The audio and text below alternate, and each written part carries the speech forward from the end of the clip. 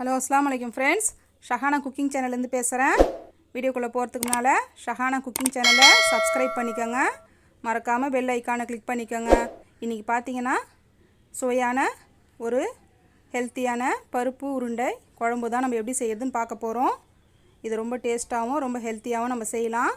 இது எப்படி செய்கிறதுன்னு இப்போ பார்க்கலாம் வாங்க. இதுக்கு தேவையான பொருள் பார்த்திங்கன்னா, நான் துவரம்பருப்பும் கடலைப்பருப்பும் எடுத்திருக்கேன்.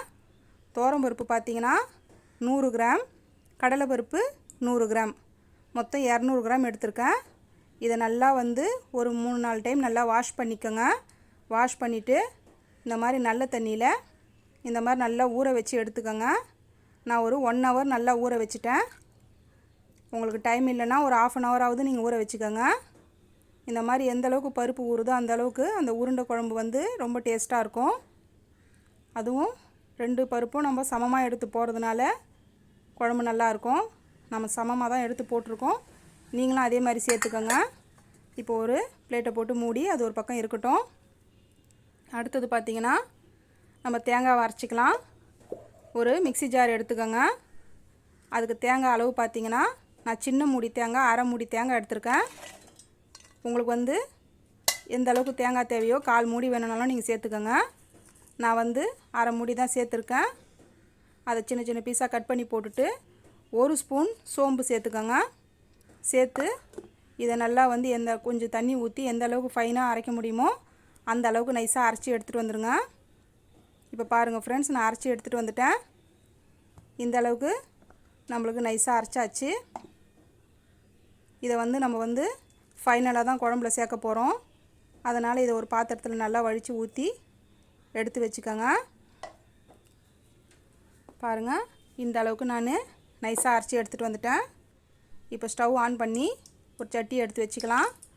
சட்டியில் நல்லா சூடானதும் நான் 200 கிராம் செக்கு கடலெண்ணெய் ஊற்றிருக்கேன். உங்களுக்கு ரீஃபண்ட் ஆயில் வேணுனாலும் நீங்கள் ரீஃபண்ட் ஆயில் ஊற்றிக்கோங்க. இந்த மாதிரி கடலெண்ணெயில் செய்யும்போது குழம்பு இன்னும் டேஸ்ட்டாக இருக்கும்.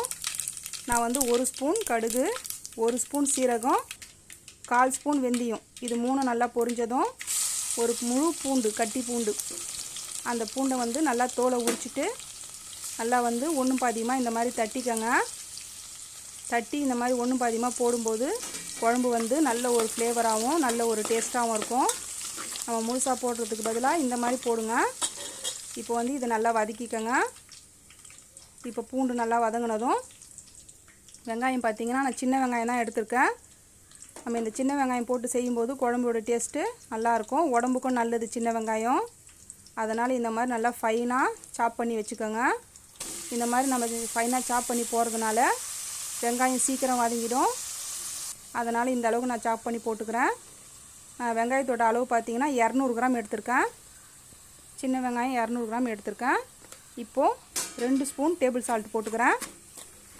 இந்த மாதிரி வெங்காயத்தில் நம்ம சீக்கிரம் அந்த உப்பு போட்டுட்டோம்னா சீக்கிரம் அந்த வெங்காயம் வதங்கிடும், நம்மளுக்கு வேலை சீக்கிரம் ஆகிடும். இப்போ பாருங்கள் ஃப்ரெண்ட்ஸ், நான் அந்த சால்ட்டை சேர்த்து நல்லா மிக்ஸ் பண்ணி வதக்கிக்கிறேன். நம்ம இந்த மாதிரி கட் பண்ணுறதுனால நம்மளுக்கு சீக்கிரம் வதங்கிடும், குழம்பு நல்லா திக்காக இருக்கும். இப்போ இந்த அளவுக்கு நம்ம மிக்ஸ் பண்ணி நல்லா வதக்கிக்கலாம். இப்போ பார்த்திங்கன்னா, இதை ஒரு பிளேட்டு போட்டு நம்ம மூடி ஒரு 5 நிமிஷம் இதை அப்படியே வச்சுக்கலாம். நான் ஸ்டவ் ஹை ஃப்ளேம்லலாம் வைக்கல, மீடியம் ஃப்ளேமில் தான் வச்சுருக்கேன். ஏன்னா வெங்காயம் கரிஞ்சிடும். இதுக்கிடையில் நான் ஒரு டைம் ஓப்பன் பண்ணி நல்லா கிளறிட்டேன். நீங்களும் அதே மாதிரி இடையில ஒரு வாட்டி கிளறிக்கங்க, இல்லைன்னா அடி பிடிக்கிறதுக்கு வாய்ப்பு இருக்குது. இப்போ பாருங்கள், நான் இந்த அளவுக்கு நல்லா மிக்ஸ் பண்ணி வதக்கிட்டேன். வெங்காயமும் நல்லா வதங்கிடுச்சு, வெங்காயத்தோடைய பச்சை வாசனை எல்லாம் போயிடுச்சு. இந்த அளவுக்கு நீங்களும் வதக்கிக்கோங்க. இப்போ கருவேப்பிலை பார்த்திங்கன்னா, ஃப்ரெஷ்ஷான கருவேப்பிலை ஒரு கைப்பிடி எடுத்து நல்லா வாஷ் பண்ணிவிட்டு அதையும் சேர்த்துக்கோங்க. கருவேப்பிலை கொஞ்சம் அதிகமாக சேர்க்கறதுனால குழம்பும் நல்லா டேஸ்ட்டாக இருக்கும், 2வது உடம்புக்கும் நல்லது பாருங்கள். அதனால் கருவேப்பிலை கொஞ்சம் அதிகமாகவே சேர்த்துக்கோங்க. இப்போ நான் கருவேப்பிலையும் நல்லா வதக்கிட்டேன். இந்த அளவுக்கு வதங்கிடுச்சு. முக்கியமாக அடி பிடிக்காத வதக்கிக்கோங்க. எந்த டிஷ்ஷு செஞ்சாலும் அது அடி பிடிச்சதுன்னா அதோட டேஸ்ட்டு மாறிடும். இப்போ தக்காளி பார்த்திங்கன்னா, வெங்காயம் நான் 200 கிராம் எடுத்துருந்தேன், சின்ன வெங்காயம். அதே அளவு 200 கிராம் தக்காளி, நல்லா பழுத்த தக்காளி எடுத்து நல்லா வாஷ் பண்ணிவிட்டு கெட்டி பகுதியை எடுத்துட்டு மிக்சியில் நல்லா இந்த மாதிரி பேஸ்ட் பதத்துக்கு நல்லா அரைச்சி எடுத்து அதை சேர்த்துக்கோங்க. இந்த மாதிரி நம்ம தக்காளியை வந்து இந்த மாதிரி நைஸாக நம்ம அரைச்சி சேர்க்கும்போது குழம்பு வந்து நல்ல கலராக இருக்கும், நல்லா திக்காகவும் இருக்கும். பசங்க வந்து இந்த தக்காளி வெங்காயம்லாம் சாப்பிடாதவங்க தூக்கி போட மாட்டாங்க. பசங்களுக்கு அது நல்லா முழுசாக போய் உடம்புல சேர்ந்துடும், உடம்புக்கும் ரொம்ப நல்லதுங்க. இப்போ பாருங்கள், இந்த அளவுக்கு தக்காளியும் நல்லா வதங்கிருச்சு, எண்ணெயெல்லாம் நல்லா பிரிஞ்சு வருது பாருங்கள். இந்த அளவுக்கு நம்ம அரைச்சி சேர்த்ததுனால இவ்வளோ சீக்கிரம் தக்காளி இந்த அளவுக்கு நம்மளுக்கு வெங்காயம் தக்காளியெலாம் நல்லா பேஸ்ட்டாக நம்மளுக்கு வதங்கிடுச்சு. ஸ்டவ் வந்து மீடியம் ஃப்ளேமில் வச்சுக்கோங்க. இப்போ பாருங்கள் ஃப்ரெண்ட்ஸ், இந்த அளவுக்கு நம்ம நல்லா வதக்கிட்டோம். இப்போ இதுக்கு தேவையான அளவு மிளகாய்த்தூள் பார்த்திங்கன்னா குழம்பு மிளகாய்த்தூள் தான் நான் சேர்த்துக்கிறேன். 2 ஸ்பூன் குழம்பு மிளகாய்த்தூள் போட்டுக்கிறேன். இதில் எல்லாமே நான் சேர்த்து வீட்டிலே அரைக்கிறேன். காரம் ரொம்ப அதிகமாக தான் இருக்கும், அதனால் வந்து நான் 2 ஸ்பூன் தான் போட்டுக்கிறேன். உங்களுடைய தூள் கம்மியாக இருந்ததுன்னா நீங்கள் 3 ஸ்பூன் கூட யூஸ் பண்ணிக்கோங்க. தனி மிளகாய்த்தூள் பார்த்திங்கன்னா அதுவும் நான் 2 ஸ்பூன் போட்டுக்கிறேன். மஞ்சள் தூள் பாருங்கள் 1/2 ஸ்பூன். இது எல்லாத்தையும் நம்ம நல்லா சேர்த்து அந்த பச்சை வாசனை போகிற அளவுக்கு நல்லா வதக்கிக்கலாம். ஸ்டவ் வந்து மீடியம் ஃப்ளேமில் வச்சுக்கோங்க. ஏன்னா ஹையில் வச்சிங்கன்னா மசாலா வந்து சீக்கிரம் கரிஞ்சிடும். அதனால் வந்து மீடியமாக வச்சு நல்லா இந்த மாதிரி வதக்கிக்கோங்க. காரம் உங்களுக்கு எந்த அளவுக்கு தேவையோ அந்த அளவுக்கு நீங்கள் பார்த்து போட்டுக்கோங்க. பாருங்கள், நம்ம எல்லா மசாலாவையும் போட்டு நல்லா மிக்ஸ் பண்ணிட்டோம்.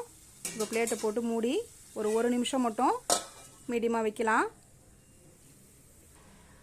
இப்போ பாருங்கள் ஃப்ரெண்ட்ஸ், 1 நிமிஷம் ஆகிடுச்சு. நம்மளுக்கு தக்காளி நல்லா வதங்கி அந்த எண்ணெயெல்லாம் நல்லா மேலே பிரிஞ்சு வருது பாருங்கள். இந்த அளவுக்கு நம்ம வதக்கிட்டோம். அதே மாதிரி அடி பிடிக்காத வதக்கிக்கோங்க. நல்லா கலராக நம்மளுக்கு குழம்பு இருக்கும் இந்த மாதிரி நம்ம அரைச்சி சேர்க்கறதுனால. அடுத்தது புளி பார்த்திங்கன்னா நான் வந்து ஒரு லெமன் சைஸ் புளி எடுத்து ஊற வச்சு ஒரு 1/2 அன் ஹவருக்கு மேலே ஊற வச்சுட்டேன். ஊற வச்சு அதோடைய தண்ணி வந்து நான் வந்து ஒரு 2 டம்ளர் அளவு அதை வந்து கரைச்சி வடிகட்டி எடுத்து வச்சுருக்கேன். அதை நான் ஊற்றிக்கிறேன். அதை நல்லா ஊற்றிட்டு இந்த மாதிரி மிக்ஸ் பண்ணிக்கோங்க. இப்போ வந்து தண்ணி பார்த்திங்கன்னா உங்களுக்கு எந்த அளவுக்கு குழம்புக்கு தேவையோ அந்த அளவுக்கு சேர்த்துக்கோங்க. இது பருப்பு உருண்டை குழம்புனால தண்ணியாக இருந்தால் தான் நம்ம அந்த உருண்டைங்களை போடும்போது அந்த உருண்டை வந்து அந்த தண்ணியெல்லாம் இழுத்துக்கும். அதனால் வந்து நான் கொஞ்சம் தண்ணியாக தான் வைக்கிறேன். நான் இப்போ வந்து எக்ஸ்ட்ரா வந்து புளி தண்ணி இல்லாத ஒரு 4 டம்ளர் தண்ணிக்கு நான் ஊற்றிட்டேன். இப்போ பாருங்கள், இந்த அளவுக்கு நம்மளுக்கு குழம்பு வந்து இந்த அளவுக்கு தண்ணியாக தான் வச்சுருக்கேன் நான்.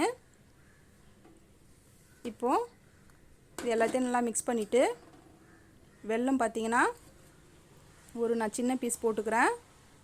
உங்கள்கிட்ட வெள்ளை கட்டி இல்லைன்னா நீங்கள் நாட்டு சக்கரை இருந்தால் கூட 1 ஸ்பூன் சேர்த்துக்கோங்க. இந்த குழம்புக்கு வந்து ஒரு நல்ல டேஸ்ட்டை கொடுக்கும், அதனால் வெல்லத்தை நான் சேர்த்துக்கிறேன். ஒரு சின்ன பீஸ் மட்டும் சேர்த்துக்கோங்க. இப்போ அதை போட்டுட்டு அதை நல்லா வந்து மீடியம் ஃப்ளேமில் வச்சு அது நல்லா கொதிக்கட்டும். அதுக்குள்ளே நம்ம வந்து இந்த பருப்பு உருண்டைக்கு தேவையானதை நம்ம அரைச்சி எடுத்துகிட்டு வந்துடலாம். இப்போ பாருங்கள், நான் ஊற வச்ச பருப்பில் இருக்கிற தண்ணி எல்லாத்தையும் நல்லா வடிகட்டிட்டேன். தண்ணி கொஞ்சம் கூட இருக்கக்கூடாதுங்க. தண்ணியும் ஊற்றாத நம்ம நல்லா அரைச்சிக்கலாம். ரொம்பவும் நைஸாக அரைக்காதீங்க, ரொம்பவும் கொரகொரப்பாக இருக்கக்கூடாது, மீடியமாக அரைச்சி எடுத்துக்கோங்க. இப்போ வந்து நான் ஃபுல்லாக போடலை, ஒரு பாதி அளவு மட்டும் தண்ணியெல்லாம் வடிகட்டிட்டு நான் சேர்த்துக்கிறேன். இப்போ வந்து நான் ஒரு பாதி அளவுக்கு போட்டு அதை நம்ம அரைச்சி எடுத்துகிட்டு வந்துடலாம். தண்ணி ஊற்றிடாதீங்க. தண்ணி ஊற்றுனீங்கன்னா உருண்டை குழம்பு பிரிஞ்சு போயிடும். குழம்புல நல்லா வந்து இந்த மாதிரி கட்டியாக இருந்தால் தான் நம்மளுக்கு வந்து நல்லாயிருக்கும். இப்போ பாருங்கள் ஃப்ரெண்ட்ஸ், நான் அரைச்சி எடுத்துகிட்டு வந்துட்டேன். இப்போ ஒரு பாத்திரத்தில் நான் மாற்றிக்கிறேன். இப்போ இந்த அளவுக்கு நம்ம தண்ணி ஊற்றாத அரைச்சிட்டோம். இப்போது செகண்ட் பேட்ச் இருக்குது, இதையே நம்ம போட்டு அரைச்சிக்கலாம்.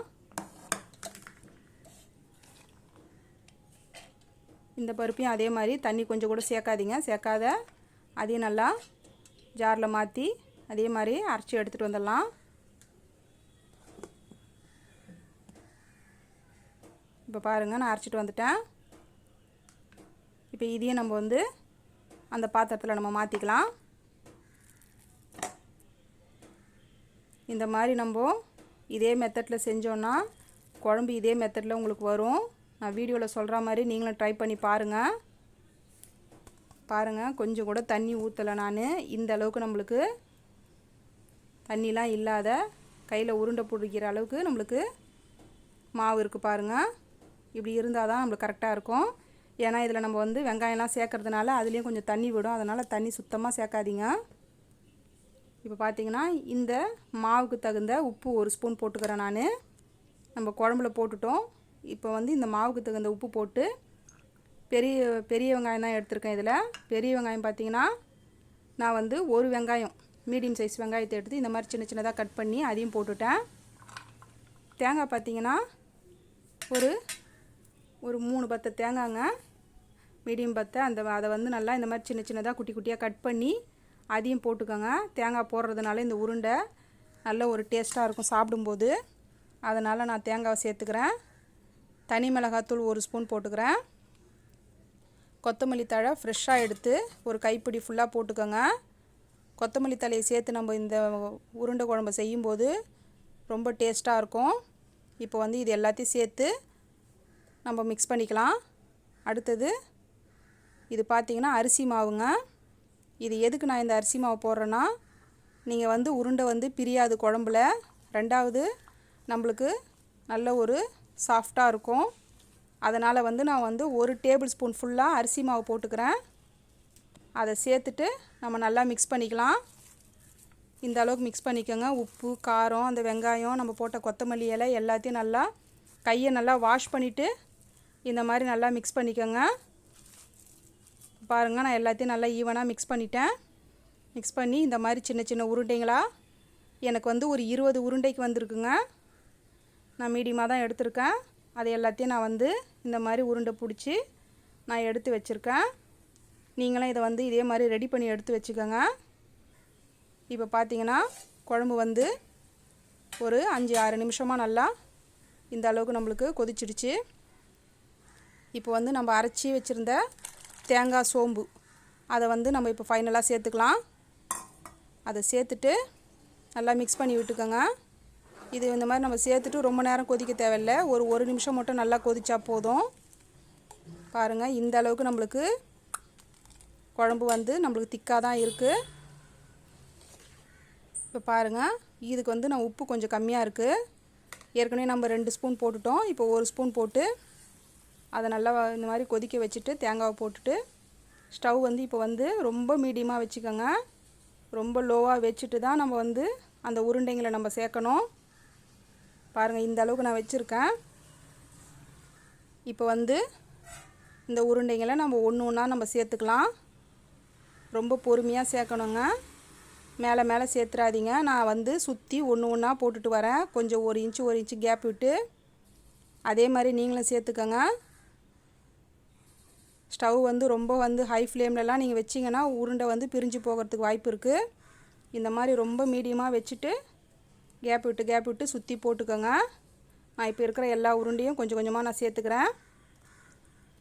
இது மாதிரி நீங்கள் செஞ்சு பாருங்கள், சூப்பராக வரும் அந்த உருண்டை குழம்பு.